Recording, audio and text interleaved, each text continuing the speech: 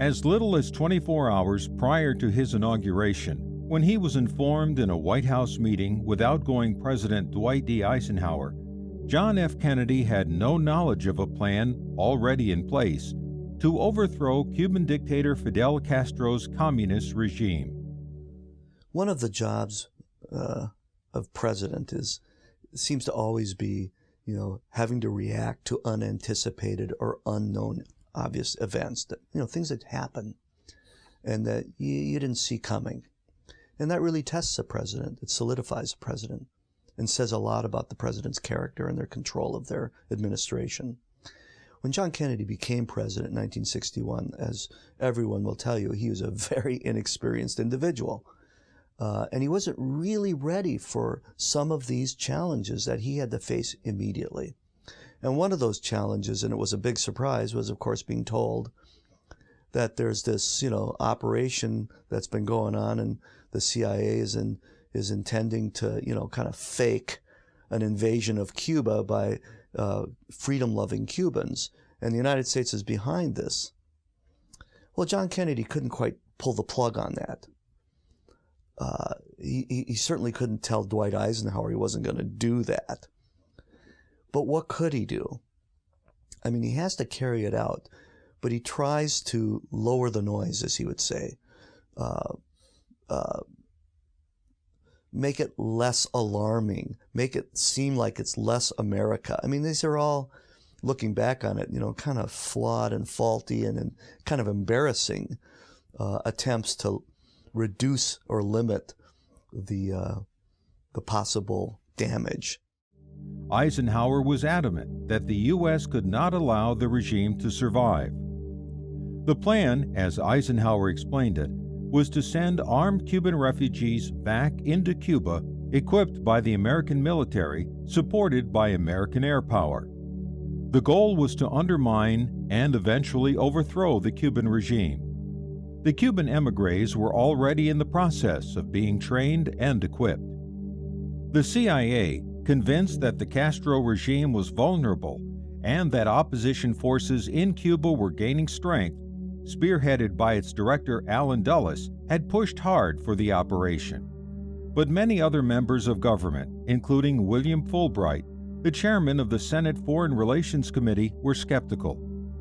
The new president, at best, was ambivalent, deciding to downgrade the action from an invasion to an infiltration, and ordering the CIA to reduce the size and scope of the operation. Taking the most cautious approach, short of canceling the operation altogether, a decision that would end up dooming the operation to failure from the very outset, Kennedy ordered that no American troops would land in Cuba, and that the air presence would be reduced to a minimum. The planes that did fly were ordered to hide American insignia on their wings and body. And indeed, as those involved in the planning and execution had predicted, a failure it was. Because of high winds and a rocky shoreline, it took 2 days for the émigrés to reach the shore. The expected uprising of anti-Castro forces from within the country was too minimal to make an impact. And on top of everything else, ammunition ships failed to reach the beaches where Castro's forces were already in place. By the second day, the mission had turned from overthrowing Castro to rescuing the émigrés. It was impossible to hide the fact that the mission was an American project, as well as the fact that Kennedy's cancellation of the airstrikes had ensured defeat. CIA Director Allen Dulles was forced to resign, and in an April 20th press conference, the president took full blame. The final humiliation came when the American government was forced to provide American farm equipment in exchange for imprisoned anti-Castro soldiers. It was probably fortunate that the Bay of Pigs happened, if it had to happen, early in President Kennedy's administration, while there was still the immediate euphoria and enthusiasm, the honeymoon period, if you will. If that had happened later on, it would have been very damaging to his presidency. He was able to come back for it, learn some lessons from it, It certainly was a terrible blunder, but he did get past it with we could say, minimum damage, except that it's poisoned our relationships with Cuba for now over half a century. The problem that Eisenhower was trying to contend with communism so close to our border, John Kennedy can't ignore that, and he can't let that go away. And historians will, of course, tell you of how it became kind of an obsession to the Kennedy administration, especially between John and his younger brother, the Attorney General Bobby. The Bay of Pigs failure was only the beginning of what would become a concerted covert effort, codenamed Operation Mongoose, by Jack and his brother Bobby to destabilize and overthrow the Castro regime. In fact, just a few days before the Cuban Missile Crisis, on October 10, 1962, the U.S. obtained permission to stockpile armaments in the Bahamas for use in an imminent invasion. Some years later, in reference to the operations, Lyndon Johnson referred to what the Kennedy brothers were doing in Cuba as, quote, a goddamn murder, Inc. The attempts Kennedy made to lower the noise and to reduce the public scrutiny on the propaganda stage for America just didn't work. And it made him look weak at the time.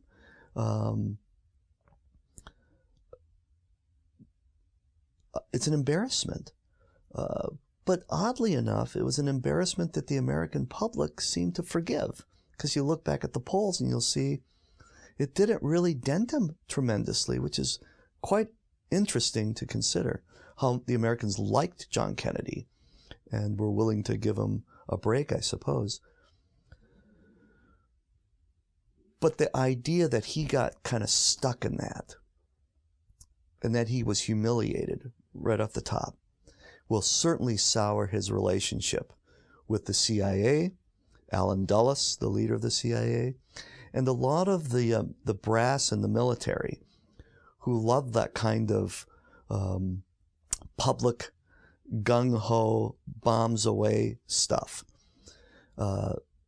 Kennedy will not like that approach, and we'll see him kind of try to go away from that approach as he moves through his administration, always trying to find a way to lower the noise, always trying to find a more moderate course, always trying to find an option, or two, or three, or four, where he could work behind the scenes, where he can make a deal. The Bay of Pigs is an object lesson, and I think that President Kennedy took it to heart, and as a consequence, his foreign policy was more effective and thoughtful after that. To truly understand the Bay of Pigs and the United States' relationship with Cuba, it is important to understand the origins of the Cuban Revolution. The Cuban Revolution was an armed revolt by Fidel Castro's 26th of July movement against the U.S.-supported regime of Cuban dictator Batista. The revolution began in July 1953 and finally ousted Batista on January 1, 1959. Replacing his regime with Castro's communist government. Second in command to Castro was Che Guevara, an Argentine Marxist revolutionary. Guevara would serve the regime in a wide range of capacities, from reviewing appeals for those condemned to the firing squads, all the way to starting a successful national literacy campaign. During the Castro regime's first few years, a wide range of progressive social reforms were put in place, including equality for Black Cubans, greater rights for women, and improved medical facilities, health, housing, and education. The regime formally nationalized all foreign-owned property, particularly American holdings, in August of 1960, to which the United States responded by freezing all Cuban assets on American soil, severing diplomatic ties, and tightening its embargo. In response, Cuba turned to the Soviet Union for support. In 1960, with an elaborate state-sponsored celebration, Cuba welcomed the arrival of the Soviet Deputy Premier's plane. In the month that followed, Cuba and Russia would sign economic trade agreements, and the Soviets would extend $100 million worth of credit to Castro's regime. Soon after, Che Guevara and Castro's brother Raul would travel to Russia to purchase weapons. In this 1960 May Day parade in Havana, the arms are Czech, but soon they would be Soviet. From the Kremlin, Khrushchev vowed both economic and military support for the regime.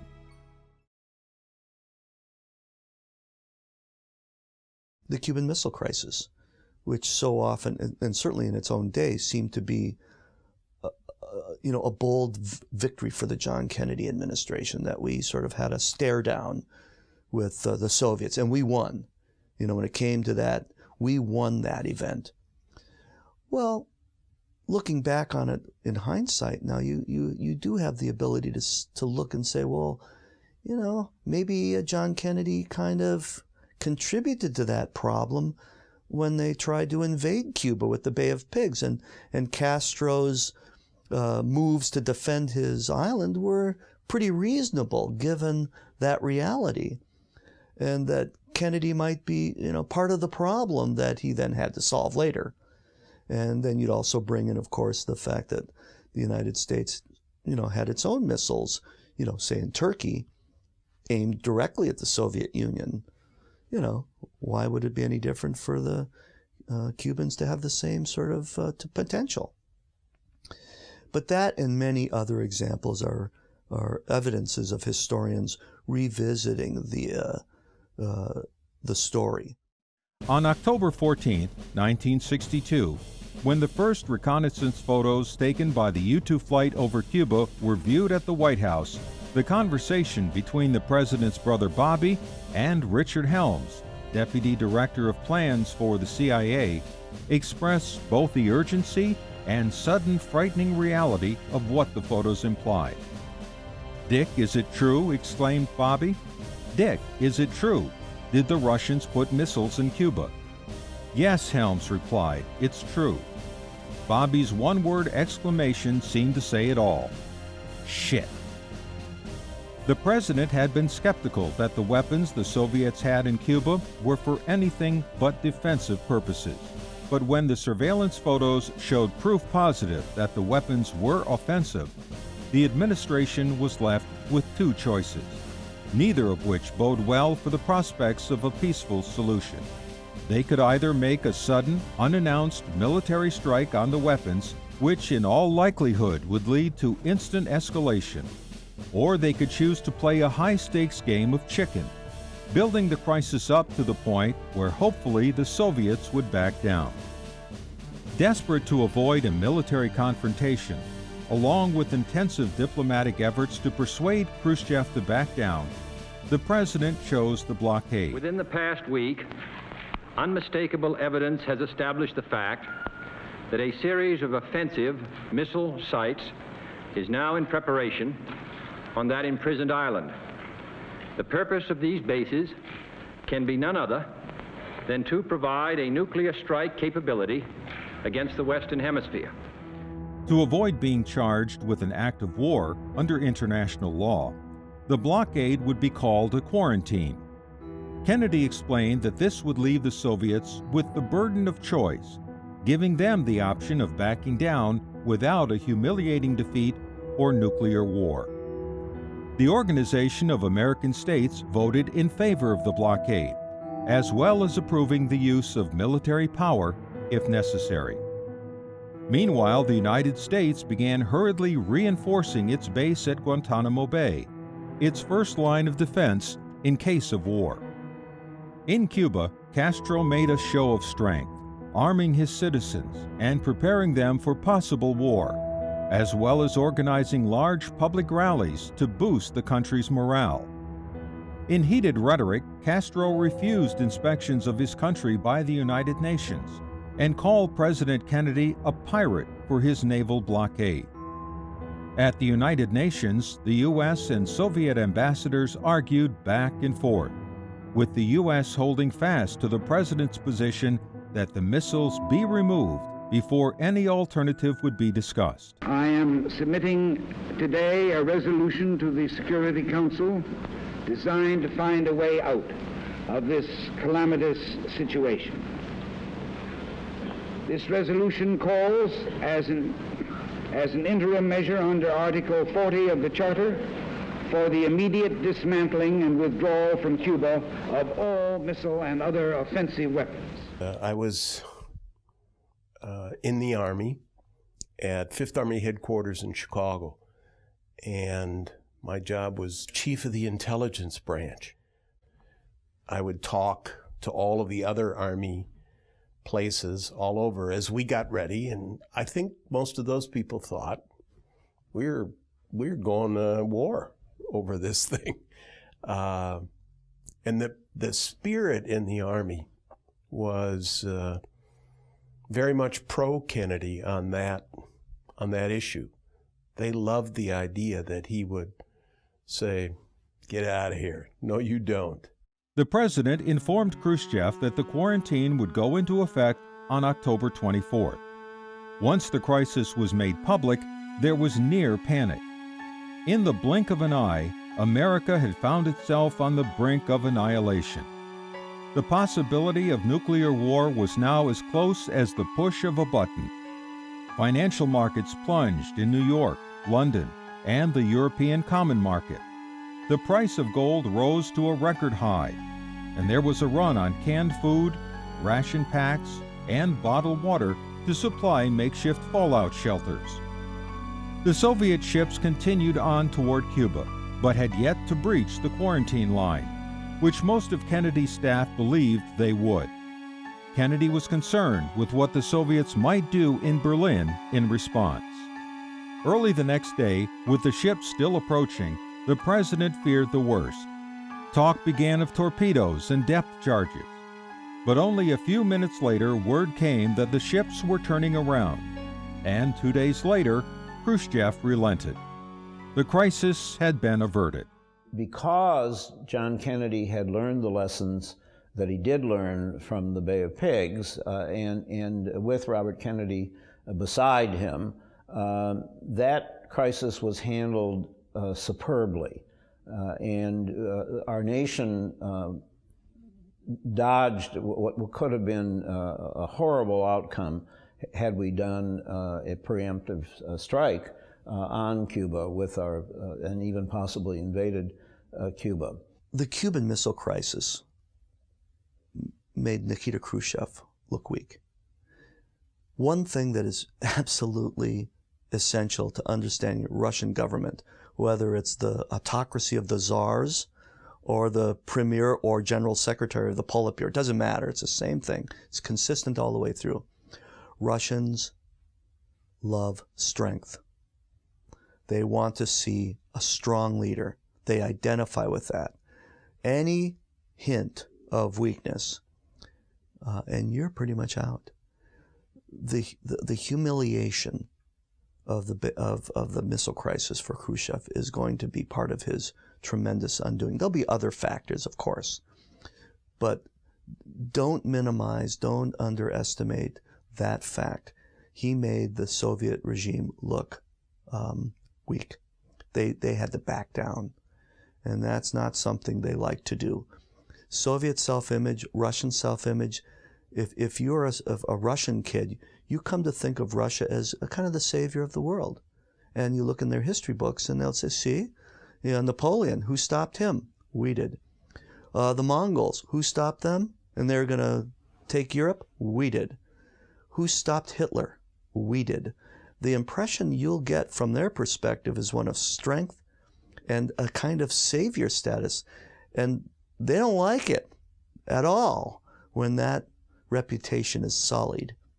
And among other reasons, that's one of the things Khrushchev brought to them. And there's just no way he's going to be able to pull the strength, the kind of strength he's going to need in the Politburo after the missile crisis.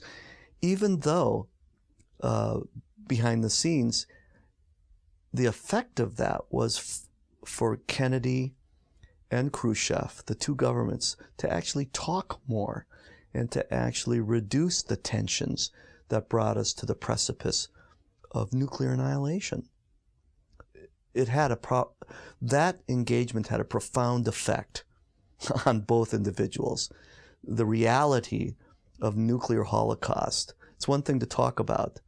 Saber rattling in the nuclear age is quite different, and the consequences are overwhelming, and they're immediate and irretrievable. You can't really call back those ships, and I think that effect on both Kennedy, and we see that in Kennedy with, the test ban treaty. This was a scary deal with Khrushchev's ouster. I mean, the consequences were profound.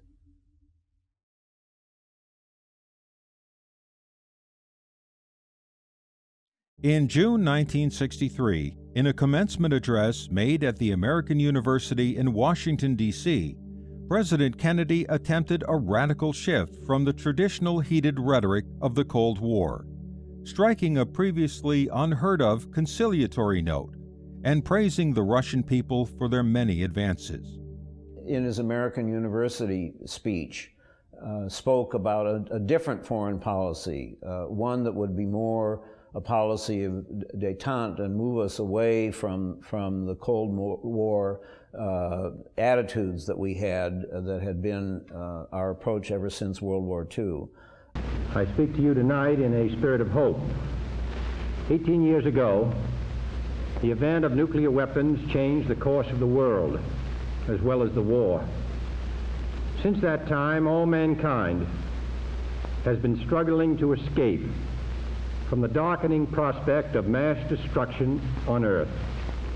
In an age when both sides have come to possess enough nuclear power to destroy the human race several times over, the world of communism and the world of free choice have been caught up in a vicious circle of conflicting ideology and interest. Each increase of tension has produced an increase of arms. Each increase of arms has produced an increase of tension. In these years, the United States and the Soviet Union have frequently communicated suspicion and warnings to each other, but very rarely hope. Our representatives have met at the summit and at the brink. They have met in Washington and in Moscow, in Geneva, and at the United Nations. But too often these meetings have produced only darkness, discord, or disillusion. Yesterday, a shaft of light cut into the darkness. Negotiations were concluded in Moscow on a treaty to ban all nuclear tests in the atmosphere, in outer space, and underwater. For the first time, an agreement has been reached on bringing the forces of nuclear destruction under international control. Signing the treaty, Kennedy called for the two countries to press onward in quest of what he called man's essential desire for peace. Lyndon Johnson will inherit, and so will subsequent presidents, the legacy of this youthful, vigorous, bold rhetoric confronting worldwide challenges, and how do you do them in a nuclear age? How do you do them in a manner that reduces risk, not just cost? How do you contend with an ideological world when you yourself are not an ideologue? And that's really important, because John Kennedy came into the presidency and lived as president with no particular ideology. I mean, he was very a pragmatic, practical president, reacting mostly to things he didn't expect, and judging his reactions at the time and then over time. But how do you administer the office of president, the powerful job of America in the world, and avoid ideological battles? That is a problem that Americans contend with very much today, and John Kennedy had to deal with that. And that's an interesting legacy that he bears.